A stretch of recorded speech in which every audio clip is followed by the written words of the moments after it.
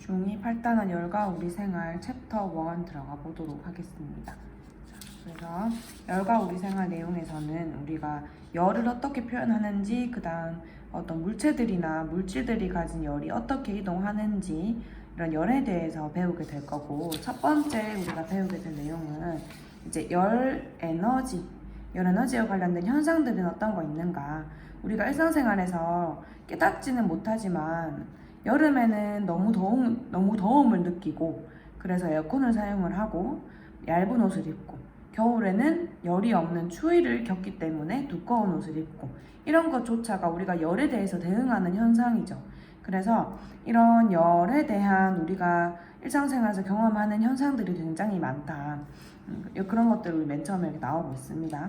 그래서 빵을 굽는다던가 음식을 할 때, 그리고 커피 전문점에서 우유를 넣은 라떼를 만들 때, 이럴 때도 우유를 너무 높은 온도로 데우게 되면 우유에는 단백질이 변성되기 때문에 맛이 비릿해지고 맛이 없어요. 그래서 적당히 데워주고, 그 다음에 요리를 할 때도 적당한 온도에서 요리를 하는 등, 이제 우리가 일상생활에서 온도, 즉 열이 얼마나 중요한지 나오게 됩니다. 그래서 우리가 그럼 온도, 도시라고 우리가 사용하는 이 온도는 도대체 뭘까? 어떤 기준으로 이 75라는 숫자가 나왔을까? 이런 것들을 한번 배워봅시다. 챕터 1에서 온도와 열이라고 나와 있어요. 그래서 우리가 온도라고 부르는 게 뭘까? 이 온도라는 개념이 나오기 전에는 우리가 한번 생각을 해보면, 자, A라는 물질이 있었고 B라는 물질이 있었어. 우리가 손으로 A를 만져봤어. B도 만져봤어.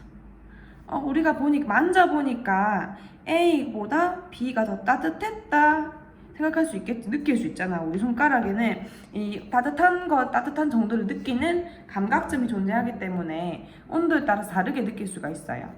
이렇게 되겠죠. 그러면 우리가 이런 것들을 계속 비교를 해나갈 수 있겠지. 근데 하다 보면 어떻게 돼? 그러니까 기준이 돼서 둘이가 서로 계속 둘이가 비교만 되는 현상들이, 비교만 되도록 우리가 정의를 계속 넣어버리면 A보다 B 이런 식으로 쭉쭉쭉 비교밖에 안 된다. 그치? 그러다가 딱 E라는 애가, 새로운 애가 등장을 했어. 우리가 이렇게 예를 들어보자. A에서 D까지 따뜻한 정도를 이렇게 부등호로만 표현을 해놓은 거예요. 근데 그러다가 E라는 새로운 물질이 등장을 했는데, 그러면 얘는 어디에 넣어줄까 하려면 어떻게 해야 돼? 다 해봐야 되지. A랑도 비교해보고, B랑도 비교해보고, C랑도 비교해보고, D랑도 비교를 해봐야지 얘가 어디에 들어갈지 알 수가 있죠. 여기 들어갈지, 사이에 들어갈지, 여기 들어갈지. 자, 그러면 일이 너무 많겠지. 왜냐하면 우리가 새로운 물질들을 계속해서 발견하게 될 텐데, 모든 물질들을 다 일렬로 이렇게 줄 세울 수는 없잖아. 그래서 우리가 무게도 마찬가지, 길이도 마찬가지, 거리도 마찬가지. 우리가 어떤 단위를 두고 그 다음에 앞에 숫자를 해서 어떤 물리량을 나타낸다고 얘기를 해요. 무게, 길이, 거리, 뭔가 측정할 수 있는 것들을 가지고 물리량이라고 부릅니다. 그래서 해당하는 단위를 우리가 설정을 해주고, 앞에 숫자를 담으로써 우리가 얘들의 어떠한 물체들의 이러한 물체들의 성질들을 정확하게 표시를 할 수 있는 거예요. 정확하게 표현을 할 수가 있는 거지. 그래서 이렇게 귀찮게 할 필요 없이 A는 예를 들어서 온도, 무게라고 아직 치면 온도 아직 안 했으니까 무게라고 A는 20g, B는 50g, 이런 식으로 정확하게 비교를 할 수가 있는 거지. 누가 누구보다 얼마나 무거운지, 새로운 애, E라는 애 등장하면 얘 그냥 바로 무게 재주면 바로 나오지. 이런 식으로 우리가 조금 더 물질들을 관리하기 편하게 하기 위해 만든 것이 물리량입니다. 자, 그래서 이 중에서 무게는 얼마나 무겁고 가벼운 정도로 나타낸 거지. 길이는 긴 정도고 거리는 멀리 있는 정도니까, 그러면 차갑고 뜨거운 정도를 나타내는 물리량은 뭘까? 얘가 바로 온도가 되는 거예요. 그쵸? 온도가 되는 것이다. 그래서 온도는 어떤 물체가 차고 뜨거운 정도를 정량적으로 나타낸 것이다. 정량이라고 하면 뭔가 숫자로 정해진 값으로 나온다는 얘기예요. 그 다음에 이것은 또 물질의 상태를 나타내는 양 중에 하나다. 우리가 어떤 물질의 상태를 표현해라 라고 했을 때 그 물질이 고체인지 기체인지 액체인지도 상태에 들어갈 수 있겠고, 얘들의 양도 들어갈 수 있겠지. 부피나 뭐 질량도 되겠죠. 근데 물질의 상태를 나타낼 때 온도도 나타낼 수 있다라는 거. 자, 그 다음에 얘가 또 의미하는 것은, 자, 운동 에너지로 정의를 합니다. 자, 운동 에너지는 무슨 말이냐면, 우리가 에너지의 정의 다시 조금 짚고 들어가면, 에너지는 일을 할 수 있는 능력이었어요. 그럼 운동할 수 있는 능력이라고 생각해주면 돼. 그래서 운동 에너지가 클수록 많이 잘 움직일 수 있어. 빠르게 움직일 수 있어. 그러면은 바보 생각해보자. 운동을 한다는 것은, 운동을 잘한다는 건 어떻게 돼야 될까? 애들이 빠르게 움직이는 걸까? 아니면 오랫동안 움직이는 걸까? 도대체 뭘까? 생각해보면, 자, 운동 에너지라는 것은 빠르기를 의미를 해요. 빠르기. 얼마나 빠르게 운동하는지, 그 다음에 활발한 정도를 의미해요. 빨리 움직일수록 우리가 빠르게 움직일수록 우리가 그 물질은 활발하다고 얘기를 해요. 화학에서는. 그래서 온도는 분자 운동이 활발한 정도를 나타내기도 합니다. 이거 아주 중요해요. 자, 다시 설명해주면, 일단 온도는 당연히 기본적인 정의는 차고 뜨거운 정도를 나타낸 정량적으로 나타내는 물리량이다. 하지만 온도는, 온도가 의미하는 거, 온도와 같이 가는 게 항상 뭐냐면 운동 에너지. 우리 책에는 평균 운동 에너지라고 나오거든. 왜냐하면 이제 분자마다 운동 에너지가 다 좀 다를 수 있으니까 그 공간에 존재하는 애들의 평균을 다 낸 거야.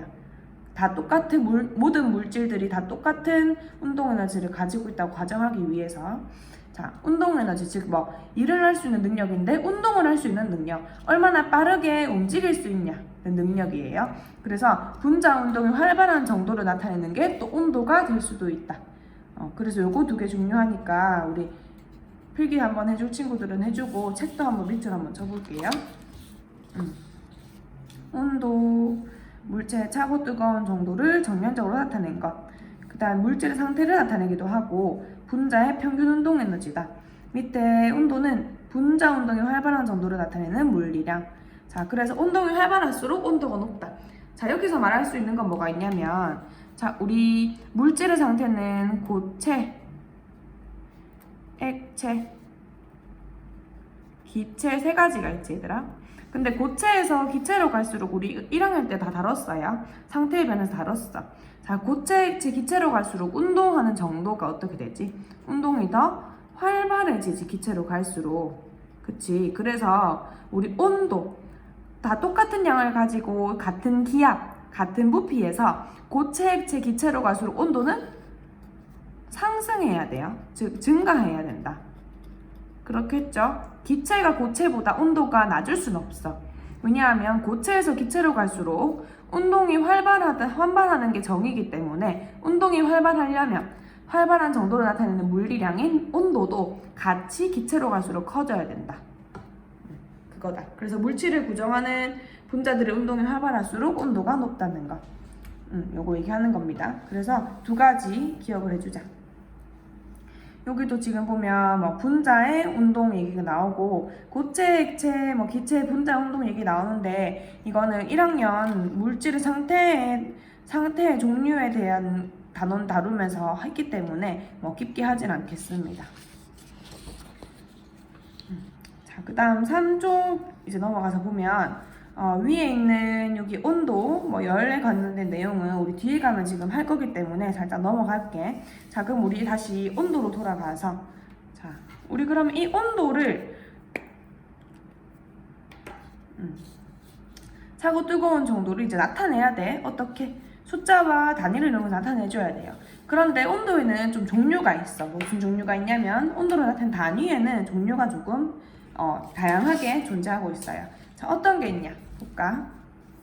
첫 번째는 섭씨 온도. 일단 종류만 한번 볼게. 그 다음 절대 온도 3번 화씨 온도.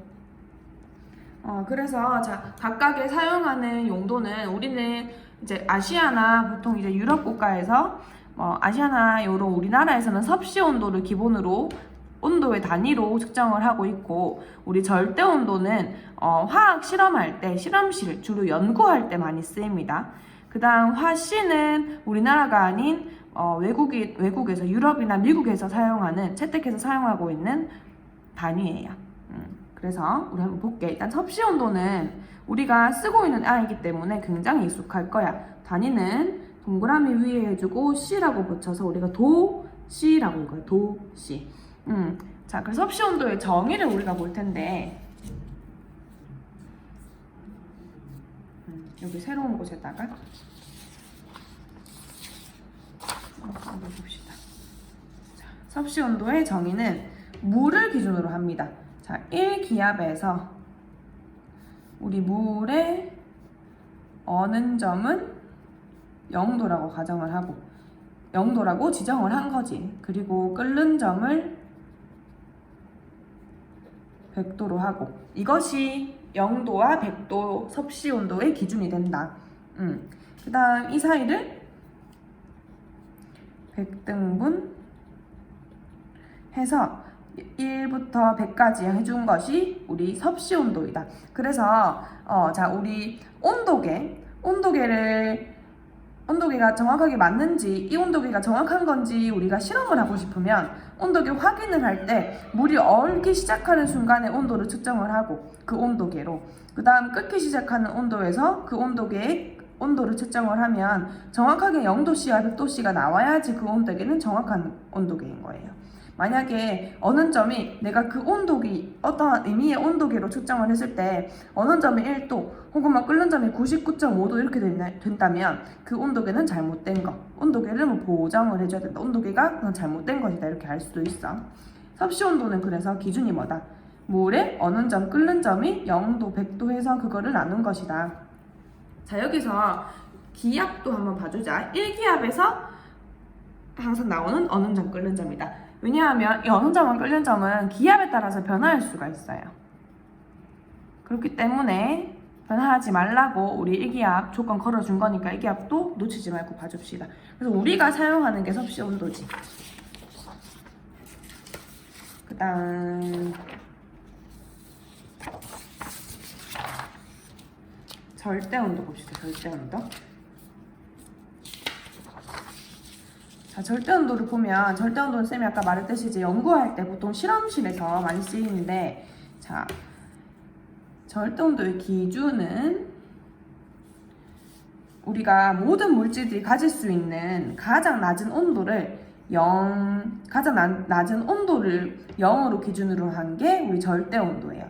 우리 단위는 K라고 하고 얘를 켈빈으로 읽어. 왜냐면 켈빈이라는 또 과학자가 이거를 또 만들어냈거든. 그래서 0켈빈은 우리 물질이 가질 수 있는 가장 낮은 온도다라는 거. 자, 왜냐하면 자, 이 온도를 가지고 우리가 절대 온도인데 절대 0도라고 얘기를 해. 자, 쌤 아까 다시 온도는 우리 분자들의 열 에너지를 의미한다고, 운동 에너지를 의미한다고 했잖아. 운동 에너지. 근데 이 0K가 바로 분자들의 운동 에너지도 0이 되는 시점이야. 얘들아, 근데 운동 에너지가 빵이란 얘기는 안 움직인다, 그치? 그치? 자, 운동을 안 한다. 그러면 온도도 0이다. 그럼 부피도 0이다라는 뜻이네. 근데 부피가 0인 게 존재할 수 있을까? 부피가 0이라는 얘기는 이게 사라진다는 얘기인데 존재할 수 없죠. 그래서 이거를 경계로만 보고 있어. 그러니까 이론적으로만 존재하는 온도지 이게 실제로 어떤 물질이 가질 수는 없는 온도예요. 그래서 이 어떤 물질이 도달할 수 있는 가장 낮은 온도를 0켈빈, 0도로 지정을 한 것이 절대 온도고, 우리 절대 온도는 항상 섭씨 온도로 바꿀 수가 있는데 어떻게 하면 되냐면, 자, 요거만 보자. 우리 0켈빈은 섭씨 온도에서 마이너스 273.15도씨야. 똑같아. 섭씨 온도 마이너스 273.15도씨는 0켈빈과 똑같아요. 그러면 우리 절대 온도 K는 어떻게 구하냐면, 섭씨 더하기 273.11호를 해주면 돼. 그래서 더해주기만 하면 바로 절대온도로 갈 수가 있다. 딱히 어렵지 않아요. 그래서 실제로는 절대 0도 가까이 되잖아. 그러면 우리 초유동 현상이 나타나.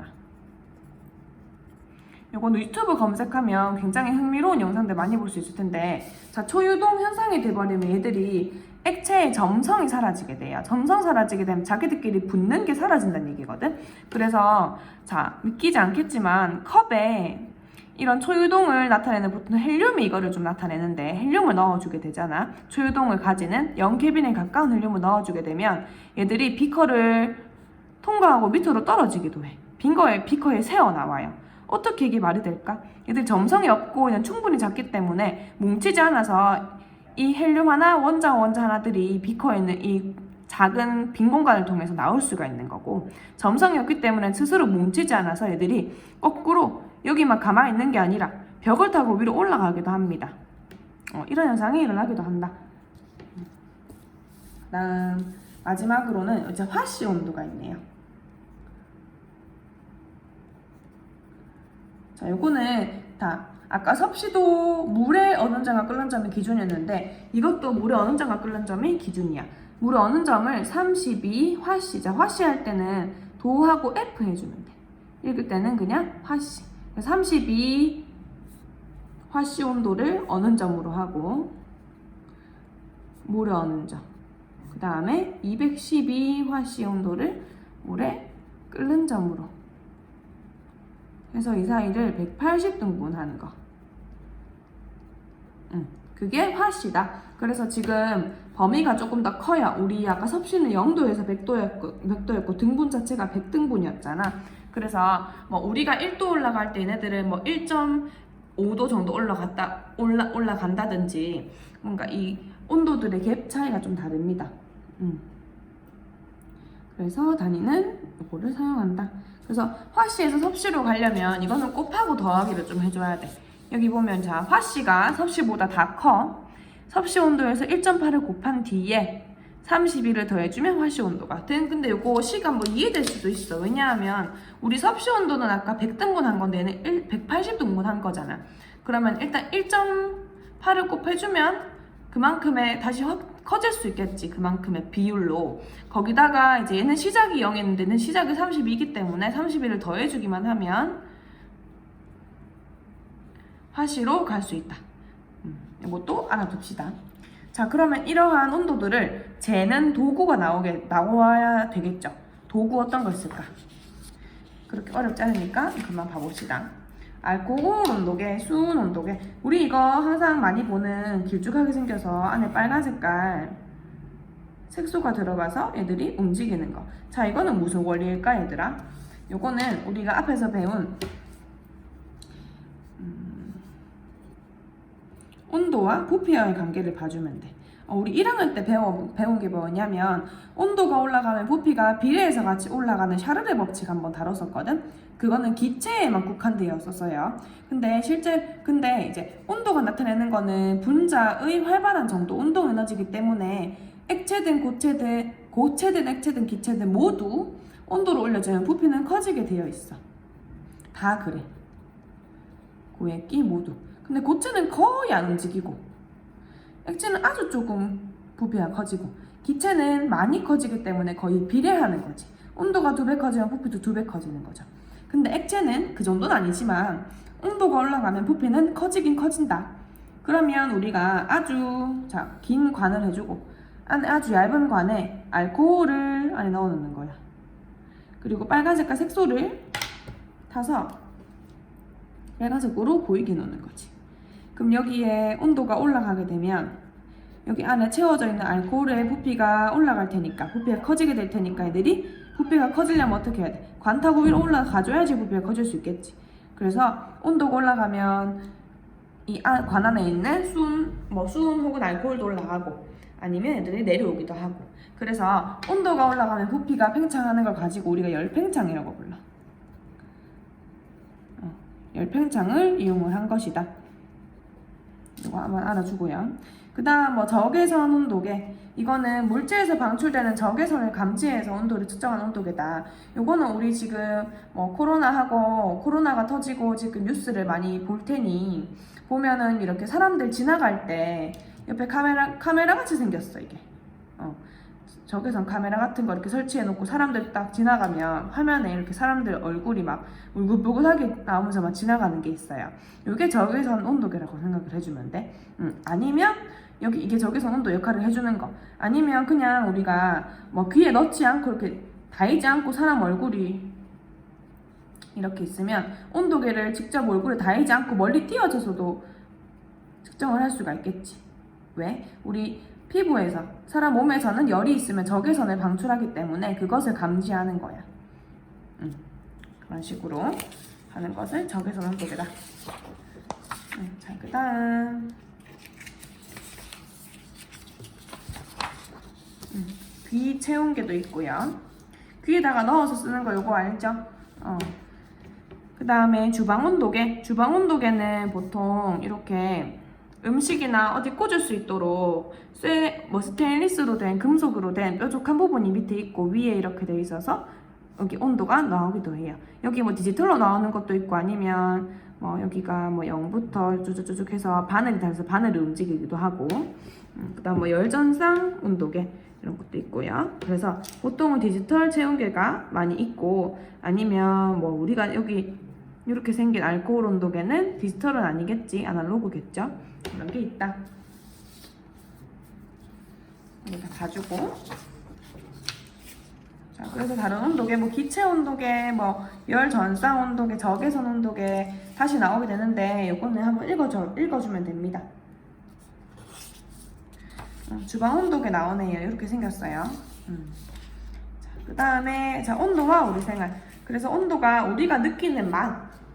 사실 온도가 제일 우리 생활에 영향을 미치는 거는 우리가 추운지 안 추운지랑 또 어떤 거 될까? 음식 만들 때 굉장히 많이 영향을 받겠지.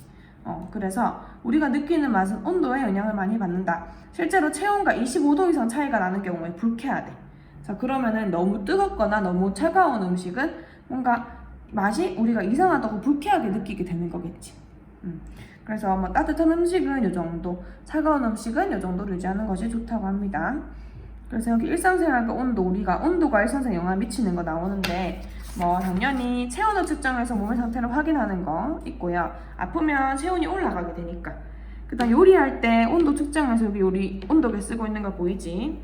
그 다음 냉장고 혹은 자동차 엔진 아니면 뭐 집의 온도, 실내 온도나 온실, 박물관 같은 곳. 왜냐하면 온실은 일단 식물이 잘 자라야 되니까 정적 온도가 있을 거고 박물관에도 유물들이 상하지 않고 유지가 돼야 되기 때문에 적정 온도가 필요하겠지. 그런 거 유지할 때 온도를 사용한다.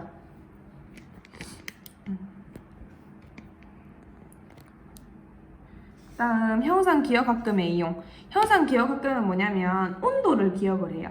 그래서 어떤 온도, 정해진 온도가 되면은 기억해 놓은 모양으로 되돌아갑니다. 그래서 원래는 얘들이 이 합금들, 금속들은 온도가 올라가면 열팽창을 하거든? 부피가 커지거든? 근데 그 어떤 온도가 되면은 다시 그 정해진 부피를 유지를 하는 거지. 그래서 치아 교정할 때 우리 금속 쓰잖아. 그런 것들은 우리 이빨에 붙어 있는 것이기 때문에 우리 입안의 온도가 되면 입안의 온도가 적정 온도가 될 때 평균으로 가지는 그 온도에서의 부피를 가지고 만들게 되어 있어. 그래서 차가운 거를 먹거나 뜨거운 거를 먹으면 여기 붙은 게 살짝 변형이 될 수도 있겠지. 하지만 다시 돌아오는 거. 그리고 이제 뭐 불꽃 얘기가 나오는데 이거는 겉불꽃이 가장 높다. 1400도. 속불꽃은 가장 밝다. 가장 밝은 이유는 빛을 많이 내기 때문이에요. 무조건 밝다고 해서 온도가 높은 건 아닙니다. 얘는 1200도 정도. 그리고 불꽃심 중앙 부분이 가장 어두운데 여기는 400에서 900도 정도다. 이 정도만 알아주면 될 것 같아요. 그 다음에 뭐 식물의 종류에 따라서 온실에서 나오는 거 이런 거 있고 여기 읽어보면 됩니다. 자, 이제는 우리 열평형에 들어가게 될 텐데 열평형은 선생님이 아까 열에너지는 잠깐 놔두자 라고 했던 게 열평형이야. 그래서 요거는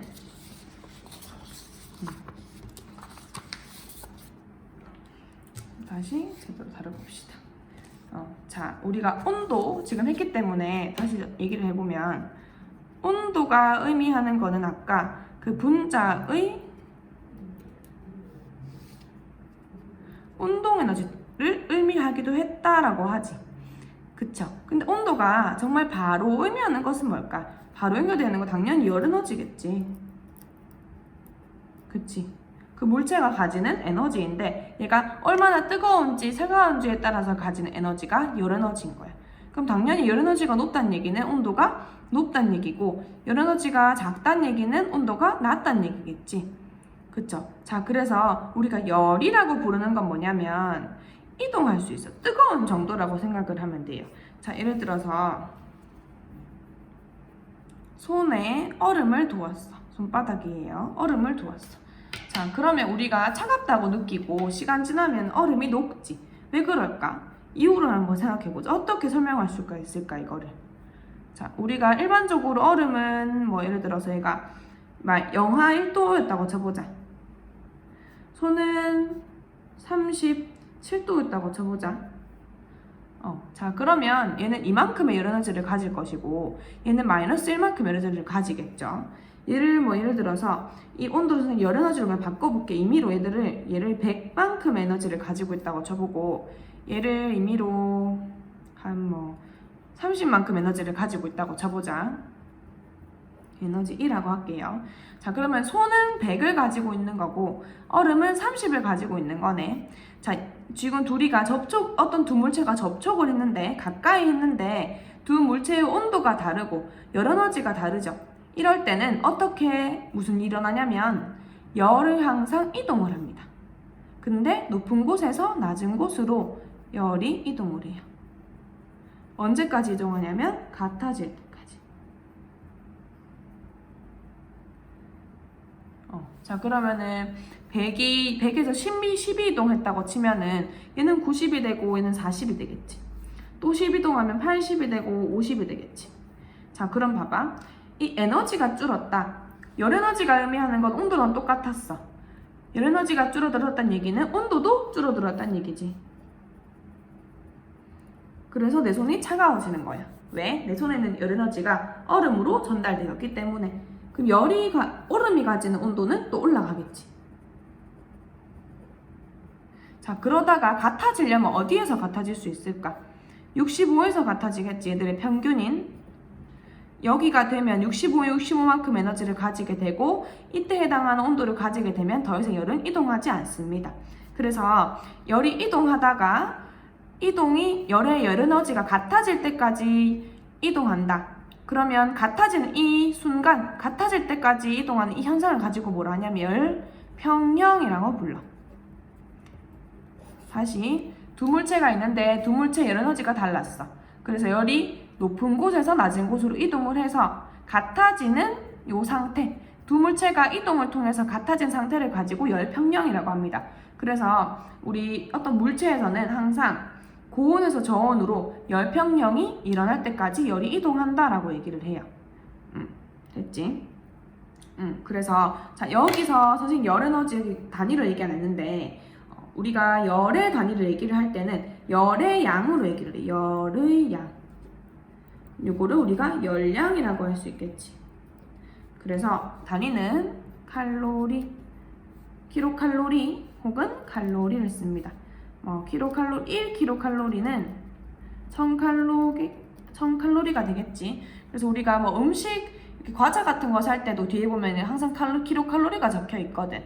그걸로 얼마나 많은 힘을 낼 수 있냐, 얼마나 많은 열을 낼 수 있냐를 가지고 열량을 사실 구하는 거였어.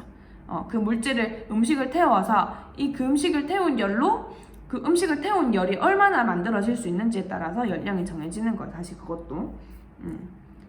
그리고 자, 열의 양이라서 우리가 킬로칼로리라고 할 수도 있지만 에너지이기도 하잖아. 그치? 그래서 에너지의 단위인 줄을 사용하기도 합니다. 혹은 줄을 사용하기도 한다. 그런데 1킬로칼로리는 1줄이랑 똑같은 것은 아니고 1칼로리가 4.2줄과 똑같다. 이렇게 얘기를 할 수가 있어. 그래서 이제 얼음 입장에서는 얼음은 온도가 증가하기 때문에 녹기 시작하는 것이고, 손은 열이 뺏기니까 온도가 낮아지고, 즉 에너지가 줄어들고 더 차갑게 느껴지는 것이다. 우리가 차갑게 느껴진다, 춥다라고 할 때는 내가 가진 에너지를 뺏길 때, 내가 가지고 있는 열 에너지를 빼앗길 때 우리가 춥다고 느낍니다. 자, 그래서 그 책 한번 보면 이쪽 한번 칠게요. 자, 온도가 높은 온도의 물체는 온도가 내려가고 낮은 온도의 물체는 온도가 올라간다. 뭔가 이동하고 있다. 이때 이동하는 것을 열이라고 한다. 열은 온도가 높은 곳 고온에서 저온으로 이동하는 에너지다. 그래서 내가 만약에 물컵에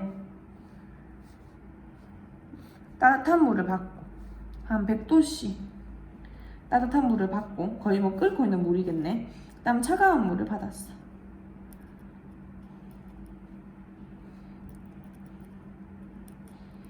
차가운 물을 20도라고 해보자. 자, 그러면 여기서는 무슨 일이 일어날까? 열이 이동하겠죠. 왜냐하면은 부착한 가까이 한 두 물체의 물질의 온도가 다르기 때문에 어디서 어디로 이동할까? 높은 곳에서 낮은 곳으로 가야 되기 때문에 이렇게 이동하겠지. 하다가 열평형에 도달하게 되면 열에너지가 같아지게 되고, 열에너지가 같다는 얘기는 온도도 같다는 얘기이기 때문에 둘의 평균인 60도를 이루면서 애들이 열평형을 이루게 된다. 열평형을 이루고 나면 더 이상 열의 이동은 없습니다. 그래서 우리가 따뜻한 물, 차가운 물 섞어주면 애들이 미지근한 물이 되는 게 그 이유가 열이 이동하기 때문이야. 근데 물에서는 사실 뭐 대류 현상도 우리가 얘기를 할 수는 있거든. 따뜻하니까 올라가고 차가운 물 내려오고, 근데 그러면서 열이 전달되는 거예요. 열평형에 도달하게 됩니다. 자, 근데 여기 이제 나오는 건 열의 이동이 있더라도 온도 변화가 없는 경우가 있다. 이런 게 나오죠. 자, 이거는 우리 앞에서 했는데, 우리 물질의 상태가 변화할 때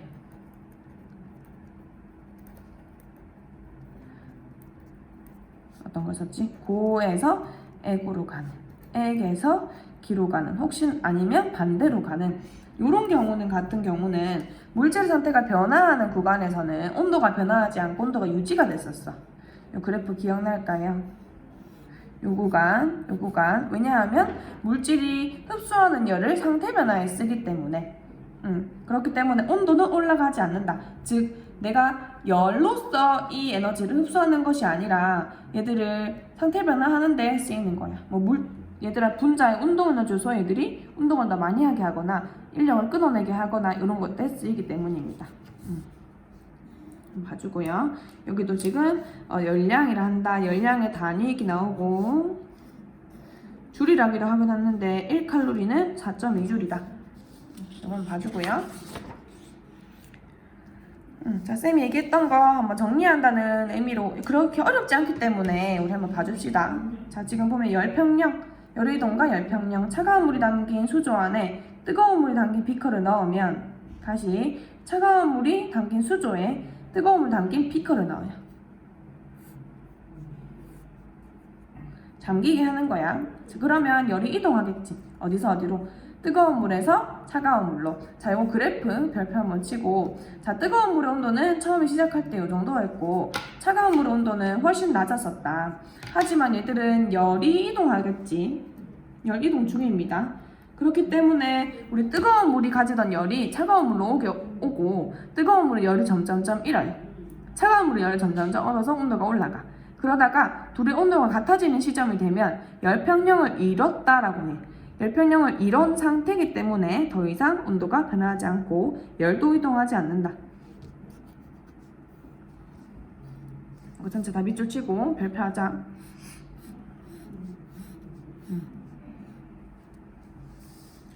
그래서 열평형이란 온도가 다른 두 물체가 접촉했을 때 고온에서 저온으로 열이 이동해서 온도가 같아지면서 균형을 이룬 상태. 어떤 부분에서 균형을 이룬 거지? 열의 관점에서는 균형을 이룬 거지. 그래서 책상 위에 오랫동안 놓여있던 책과 컵의 온도가 같다. 우리가 실온에 놓아두게 되면 이런 거 있어요. 얼려져 있는 떡 같은 거 녹일 때도 밖에 오랫동안 놔두게 되면 떡이 녹지. 그 말은 자 안쪽에 냉동실에 있을 때는 얘들이 냉동실이 하는 역할, 냉장고가 하는 역할은 뭐냐면 그 음식이 가지고 있는 열을 계속 빼앗아. 어떻게 빼앗을까? 냉장고 아주 차갑게 5도로 돼 있다고 쳐보자. 음식이 들어왔어. 20도씨 음식이 딱 들어왔네. 자, 그럼 무슨 일이 발생할까 또? 열이 이동하겠지 이렇게. 그치. 그러면 얘의 온도는 계속해서 낮아지겠지.